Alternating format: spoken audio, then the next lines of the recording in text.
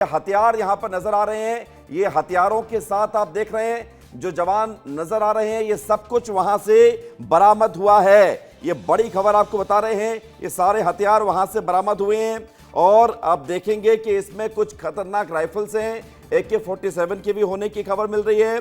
खबर यह भी मिल रही है कि कई सारे ऐसे यहां से सामान मिला है जो नक्सलियों के पास मौजूद था। आप देखेंगे कि आपको हथियार दिख रहे हैं, मैगजीन दिख रही है, सुरक्षा बल यहां पर नजर आ रहे हैं। और इसके अलावा जो दूसरा सामान मिला है, कई इलेक्ट्रिकल वायर हैं, इसके अलावा टेप मिले हैं, कैमरा फ्लैश लाइट मिला है, फ्यूज वायर मिला है, किट बैग मिले हैं, कटिंग ब्लेड मिले हैं, इलेक्ट्रिकल डेटोनेटर्स मिले हैं। ये मुठभेड़ में सब हथियार की तस्वीर हम आपको दिखा रहे हैं। इस हथियारों की आप देखिए तस्वीर, आप देखिए जहां पर आपको 1 2 3 ये आपको बंदूकें नजर आ रही हैं। इसके अलावा आप देख रहे हैं कि तमाम मैगजीन्स नजर आ रही हैं, यानी कि नक्सली लगातार यहां पर हथियारों के साथ मूवमेंट कर रहे थे। नक्सल विरोधी अभियान के इतिहास में आज दिनांक 18 नवंबर 2025 काफ़ी एक निर्णायक दिन स्थापित हुआ। आज दिनांक को छत्तीसगढ़ आंध्र प्रदेश बॉर्डर में अल्लूरी सीताराम जिला, मूलतः आंध्र प्रदेश राज्य का जिला है, उधर एक पुलिस नक्सली मुठभेड़ में 6 माओवादियों को मारे जाने का जानकारी आंध्र पुलिस ने कंफर्म किया। उनकी शिनाख्ती में सबसे most wanted most cadre Madvi Hidma, वर्तमान में सेंट्रल कमेटी मेंबर और पूर्व में PLG पटना नंबर 1 का कमांडर भी रहा।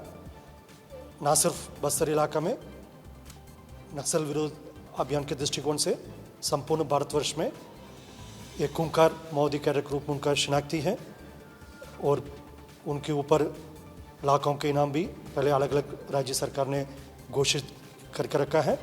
और एक आतंक का चेहरा बनकर विगत लगभग 20 वर्षों से दंडकांड स्पेशल जोन कमेटी एरिया के अलावा सीमावर्ती राज्यों में भी कई हिंसात्मक गतिविधि में प्रत्यक्ष रूप से और अप्रत्यक्ष रूप से शामिल रहा।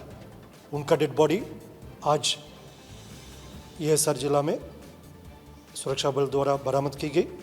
आज के घटनाक्रम काफ़ी एक महत्वपूर्ण और निर्णायक घटनाक्रम के रूप में हम उसको देख रहे हैं। इसके पूर्व में वर्ष 2025 में बस्तर संभाग के अंतर्गत स्पेशल फोर्सेस और केंद्रीय अर्धसैनिक बल ने लगातार माओवादियों के खिलाफ संचालित की गई अभियान में CPM माओवादी का टॉप लीडरशिप, जिसमें उनके जनरल सेक्रेटरी बसवराजू से लेकर central committee members Sudhakar, Satyanarayan Reddy, के रामचंद्र रेड्डी, अभी गरियाबंद इलाके में मोडम बालकृष्ण चलपति और अन्य जो सीमावर्ती राज्यों में गजाला रवि, सहदेव, विवेकमान जी, इस प्रकार माओवादियों का लगभग 9-10 टॉप लेवल के पुलिट ब्यूरो मेंबर एवं सेंट्रल कमेटी मेंबर्स का डेड बॉडी अलग अलग मुठभेड़ में रिकवर किए गए थे। लेकिन सबका ये तलाश रहा जो आतंक का चेहरा है माडवी हिडमा, जो commander of PLG battle number 1 के अलावा जो उनका इस इलाका में अनेक बड़ी बड़ी वारदात में, जिसमें हमारा 76 CRPF जवान का शहादत ताड़मेटला में हुआ, उसके अलावा मिनपा मुठभेड़ में है, टेकलोगुड़ा मुठभेड़ में और कई वारदात में उनका भूमिका रहा। उनका सभी सुरक्षा बल, सभी एजेंसीज, सभी स्पेशल फोर्स ने लगातार नक्सल विरोधी अभियान के माध्यम से उन्हें अप्रिहेंड करने के लिए लगातार प्रयास जारी रखा। लेकिन आज की खबर है वो सभी सिक्योरिटी फोर्सेस के लिए, जो नक्सल विरोधी अभियान में शामिल सभी एजेंसी के लिए काफ़ी एक महत्वपूर्ण खबर के रूप में हम उसको देख रहे हैं। इसके पूर्व में आपको ज्ञात होगा जो माडवी हिडमा से लेकर अन्य जितना भी माओवादी कैडर है, हिंसा त्याग करके समाज की मुख्य धारा में शामिल होने के लिए लगातार अपील भी शासन की ओर से, सुरक्षा बल की ओर से, पुलिस की ओर से लगातार की गई थी। लेकिन इस अपील को कहीं न कहीं अनदेखी और अनसुनी उनके द्वारा की गई। उसके परिणाम ना सिर्फ माडवी हिडमा के इस मुठभेड़ में न्यूट्रलाइजेशन हुआ, साथ साथ उनकी वाइफ और संगठन में दंडकांड स्पेशल जोन कमेटी मेंबर के रूप में जिसका शिनाख्ती है, जिसका पहचान है राजे का भी इस मुठभेड़ में उनका डेड बॉडी रिकवर किए गए थे और अन्य 4 अन्य माओवादी कैडर का डेड बॉडी इस मुठभेड़ में रिकवर की गई, जिसकी ऑफिशियल कंफर्मेशन और ऑफिशियल डिटेल थोड़ी देर पश्चात आंध्र प्रदेश पुलिस द्वारा भी जारी की जाएगी। मुठभेड़ स्थल से AK-47 और अन्य आर्म्स एमुनिशन भी बरामद होने का भी अभी तक बेसिक कंफर्मेशन आ रहा है, क्योंकि ये मुठभेड़ सीमावर्ती राज्य आंध्र प्रदेश में हुआ। इस संबंधित पूरा ऑफिशियल कंफर्मेशन जो संबंधित सिक्योरिटी फोर्सेस द्वारा आने वाले समय में पूरा विस्तार रूप से की जाएगी। छत्तीसगढ़ के खासतौर पर बस्तर इलाके का इसमें जो महत्वपूर्ण जो बात इसमें है कि माओवादी संगठन का जो रीढ़ की हड्डी है, जिससे लगातार पूर्व में जो माओवादी कैडर्स का टॉप लीडरशिप अलग अलग मुठभेड़ में उनके डेड बॉडी रिकॉर्ड करने से काफ़ी हद तक टूट गए थे, लेकिन माडवी हिडमा ऐसा एक नाम रहा जिसके लेकर सभी का कंसर्न रहा और क्षेत्र की जनता से लेकर सभी इस नक्सलवादी अभियान में जो शामिल एजेंसीज है, स्टेक होल्डर्स है, सभी ने इस मुठभेड़ को एक निर्णायक घटनाक्रम के रूप में देख रहा है। और आने वाले समय में जो शेष अन्य माओवादी कैडर है जो अभी भी हिंसा का बल लेकर हमारे क्षेत्र की जनता का जान माल को नुकसान पहुंचाने के लिए साजिश रचते हुए जंगल में अभी भी सक्रिय है, उन्हें भी हम अपील करना चाहते हैं, अभी वक्त है हिंसा छोड़कर समाज की मुख्यधारा में शामिल होने के लिए सामने आना चाहिए, अन्यथा जो हमारा अभियान के परिणाम भुगतना पड़ेगा। जिस तरीके से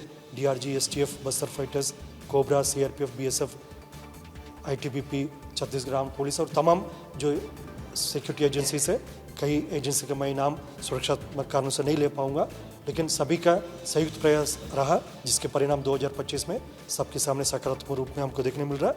और आने वाले समय भी हमारा अभियान इसी प्रकार नियमित रूप से जारी रहेगा।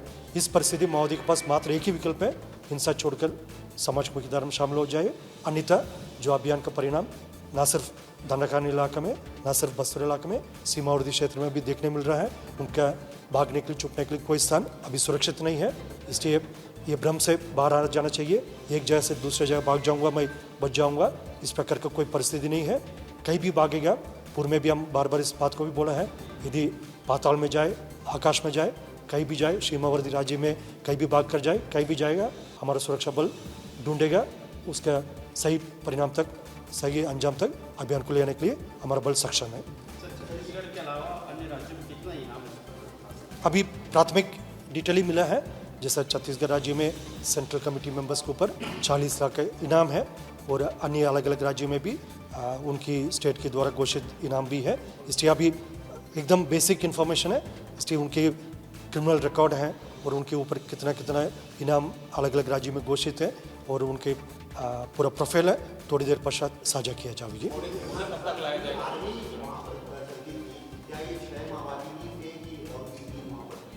जैसा मैं पूर्व में भी बताए थे, ये अभियान मूलतः आंध्र प्रदेश राज्य का अल्लूरी सीताराम जिला में हुआ, एएसआर जिला के रूप में हम उसको बोलते हैं, उसी जिला में हुआ, क्योंकि जिस स्टेट की सिक्योरिटी फोर्सेस, जिस स्टेट की एजेंसीज इस अभियान में शामिल रहा है, उनके पास ज़्यादा और ऑफिशियल ऑथेंटिक इन्फॉर्मेशन होगा। जितना हमको प्राथमिक कंफर्मेशन राज्य से मिला है उसी का हमने साझा कर रहा है, जो और विस्तार से डिटेल जो संबंधित स्टेट से हम प्राप्त करके आने वाले समय में साझा करेगा। सर, लगता था कि बस्तर में सुरक्षा बलों के दबाव के चलते आंध्र भाग रहा था। निश्चित रूप से जिस तरीके से विगत समय में खासतौर पर 2024 और 25 में हमारा नक्सल विरोधी अभियान लगातार जारी रहा, जिसमें माओवादियों का टॉप लीडरशिप, जिसका नाम मैं गिनती भी किया है, सेंट्रल कमेटी मेंबर्स और उनके जनरल सेक्रेटरी, उनका माओवादी संगठन का सरगना बसवराजू से लेकर अनेक सेंट्रल कमेटी मेंबर्स का डेड बॉडी सुरक्षा बल ने अलग अलग मुठभेड़ के पश्चात रिकवर किया है।